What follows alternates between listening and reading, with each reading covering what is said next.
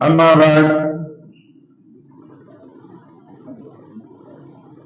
عن أنس بن مالك رضي الله تعالى عنه قال ذهبت بعبد الله بن أبي طلحة الأنصاري رضي الله تعالى عنه إلى رسول الله صلى الله عليه وسلم حين ولد رسول الله صلى الله عليه وسلم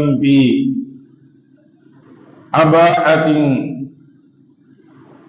يهنع بعيرا له فقال هل معك تمر فقلت نعم إلى آخره أو قال النبي صلى الله عليه وسلم صلى الله عليه وسلم الكريم.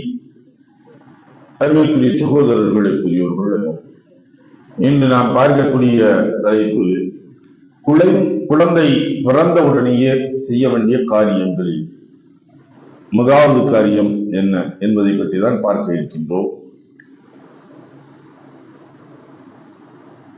அனஸ் இப்னு மாலிக் ரலியல்லாஹு தஆலா அன்ஹு அவர்கள் கூறியதாவது, என் தாய்வழி சகோதரர் அப்துல்லாஹ் இப்னு அபீ தல்ஹா அல் அன்சாரி ரலியல்லாஹு தஆலா அன்ஹு அவர்கள் பிறந்த பொழுது அவரை தூக்கிக் கொண்டு நான் ரசூலுல்லாஹி ஸல்லல்லாஹு அலைஹி வஸல்லம் அவர்களிடம் சென்றேன். அப்பொழுது அவர்கள் நீல் அங்கி அணிந்து தமது ஒட்டகத்திற்கு சிகிச்சைக்காக தார் பூசிக் கொண்டிருந்தார்கள். அவர்கள் உன்னிடம் பேரித்தம்பலம் இருக்கிறதா என்று கேட்டார்கள்.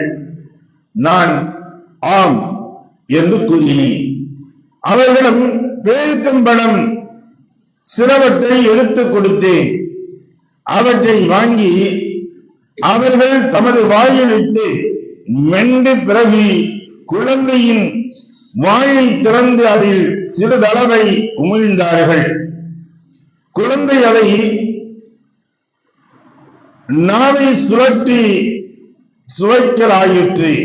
அப்பொழுது ரசூலுல்லாஹி ஸல்லல்லாஹு அலைஹி வஸல்லம் அவர்கள் அன்சாரிகளுக்கு மிகவும் விருப்பமானது பேரித்தம்பழமாகும் என்று கூறிவிட்டு குழந்தைக்கு அப்துல்லாஹ் என்று பெயர் சூட்டினார்கள்.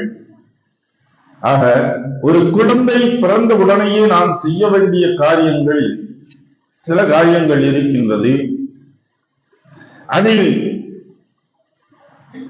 முதலாவதாக அந்த குழந்தைக்கு பெயர் வைக்க வேண்டும். ஏன்னா இன்னைக்கு பெயர் வைக்கிறதுங்கிறது 40 கழியட்டும் 80 கழியட்டும் எல்லாம் அவங்க வரட்டும் இவங்க வரட்டும் எல்லாத்திற்காக வேண்டி எதிர்பார்த்து பெயர் வைக்கிறது அப்படியே தள்ளி போயிருக்கு. சில இடங்கள்லாம் பார்த்தோம்னா 1.5 வயசு 2 வயசுக்கு பின்னாடி பிள்ளைய தூக்கி வந்து பெயர் வைக்கிறதுங்கிறாங்க.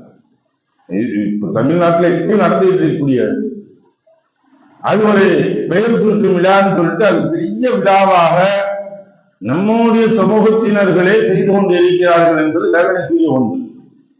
முதன்மையாக ஒரு குழந்தை பிறந்த உடனேயே அதற்கு பாங்கிய காமம் சொல்லப்பட்டு தித்திக்கக்கூடிய ஒரு வஸ்துவை இனிப்பான வஸ்துகளை ஊட்டப்பட வேண்டும். அவனுக்கு பேரித்தம்பழங்கள் இலகுவாக இலேசாக கிடைக்கக்கூடிய வசதிகள் அரபு நாடுகளில். இப்ப நமக்கு பார்த்தோம்னா இந்த தேனை எடுத்து வைப்பாங்க. அதனாலதான் அந்த இனிப்புடைய வகையில் சேரப்பட்டதான் தேன் இயற்கையான இது உபாதைகள் ஏற்படுத்தாது என்பதன் காரணத்தினால் நாம் தேனை எடுத்து வைக்கிறோம், தொட்டு வைக்கிறோம். அப்ப தேன் தொட்டு வைக்கப்பட்டு அல்லது இனிப்புகள் ஏதாவது ஒன்று நாம் அந்த குழந்தைக்கு கொடுக்கப்பட்டு அழகிய பெயர்களை சூட்டப்பட வேண்டும். இதை செய்ய வேண்டிய முதல் கடமையாக இருக்கிறது. ஒரு குழந்தைக்கு முதன்மையாக செய்ய வேண்டிய கடமை பெயர் என்பது உடனடியாக வைக்கப்பட வேண்டும்.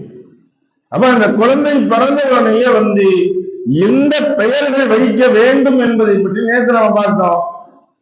ரொம்ப இனிமான பெயர்களும் வைத்து விடக்கூடாது. மக்கள் மதிக்கக்கூடிய ஒன்றாக இருக்கக்கூடிய பெயர்களையும் வைத்து விடக்கூடாது என்பதெல்லாம் நேற்று பார்த்தோம். இன்னைக்கு அந்த குழந்தைகளுக்குரியதுகள் முதன்மையாக செய்ய வேண்டிய காரியங்கள் இதை செய்தே தீர வேண்டும். பெயருக்காக வேண்டி பாப்பான்னு கூப்பிட்டு இருக்கோம், குழந்தைன்னு கூப்பிட்டு இருக்கோம், 40 கரியட்டும் 60 கரியட்டும், அந்த இதெல்லாம் நம்ம எதிர்பார்க்க வேண்டிய அவசியமே இல்லை. முதன்மையாக அந்த குழந்தைக்கு பெயர்களை வைத்து விடுங்கள். ஒரு குழந்தை பிறந்தை இறந்துடுது, நம்ம சட்டங்களையும் நாம் அதில் வழங்க வேண்டியது இருக்கு. ஒரு குழந்தை பிறந்தை இறந்துடுது, பிறந்து ஒரு உங்களால ஒரு லைட்டா ஒரு அசைவு, கை அசைவு, கால அசைவு இருக்குது, அதோட இறந்துடுது அப்படின்னா அந்த குழந்தைக்கு கூட பெயர் வைக்கப்பட வேண்டும். அந்த குழந்தைக்கும் பெயர் வைக்கப்பட்டு எப்படி நாம் மற்றவர்களுக்கு செய்யணுமோ அதே போன்று குளிப்பாட்டப்பட்டு கஃனிடப்பட்டு ஜனாசா தொழுகை தொழுக வைக்கப்பட்டு தான் அடக்கணும். அதே வயிற்றிலே ஒரு குழந்தை இறந்துருச்சு அப்படின்னா அந்த குழந்தைக்கு எந்த ஒன்றும் செய்ய வேணாம். ஒரு உறுப்புகள் சேதமடைந்தால் எப்படியோ அது போன்றுதான் வயிற்றுக்குள் இறந்து பிறந்தார் அந்த குழந்தைய அப்படியே நம்ம இறந்துடலாம். சும்மா கழுவி கப்பலிட்டு நேரம் கொண்டு போய் அடக்கம் பண்ணிடலாம். அதுக்கு பெயர் வைக்கின்ற அவசியம் இல்லை. அதற்கு நாம் எந்த ஒரு தேவைகளையும் எடுக்க வேண்டிய அவசியம் இல்லை, தொழுவ வைக்க வேண்டிய அவசியம் இல்லை. அது கண்ணியமான முறைகளில் அடக்கம் செய்ய வேண்டும். நம்முடைய உறுப்புகள் சேதப்படுத்தப்பட்டாலும் அப்படித்தான். ஒரு மனிதனுக்கு ஏதோ ஒன்றின் காரணமாக ஒரு கை எடுக்கப்படுது, கால் எடுக்கப்படுதுன்னா அந்த கை கால்கள் எடுக்கப்பட்டாலும் சரி, அதையும் அழகான முறைகளில் கழுவப்பட்டு கஃனிட்டு அதையும் புதைக்கப்பட வேண்டும், தூக்கி எரிஞ்சிடக்கூடாது. அப்ப இதுதான் மார்க்கம் நமக்கு சொல்லக்கூடியது. எப்பொழுது குழந்தைகள் இந்த துன்யாவை பார்த்து விட்டது, உலகத்தை பார்த்து விட்டது, அந்த காற்றை கொஞ்சமேனும் ஒரு செகண்டாச்சும் அது சுவாசிச்சு அப்படின்னா அந்த குழந்தைக்கு பெயர் வைத்தே தீர வேண்டும் என்பதுதான். இன்னைக்கு நம்மளுடைய அரசாங்கம் அதைத்தான் சொல்லுது.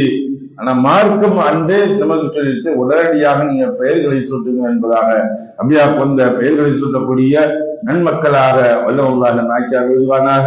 வாக்கர்தாவுடன் அல்ஹம்துலில்லாஹி ரப்பில் ஆலமீன். சுப்ஹானல்லாஹி வபிஹம்திஹி சுப்ஹானல்லாஹும்ம வபிஹம்திக வநஷ்ஹது அன் லா இலாஹ இல்லா அன்த வஸ்தக்ஃபிருக வஅத்தூபு இலைக். ஆமீன். சுப்ஹான ரப்பிக ரப்பில் இஸ்ஸத்தி அம்மா யசிஃபூன் வஸ்ஸலாமு அலல் முர்ஸலீன் வல்ஹம்துலில்லாஹி ரப்பில் ஆலமீன்.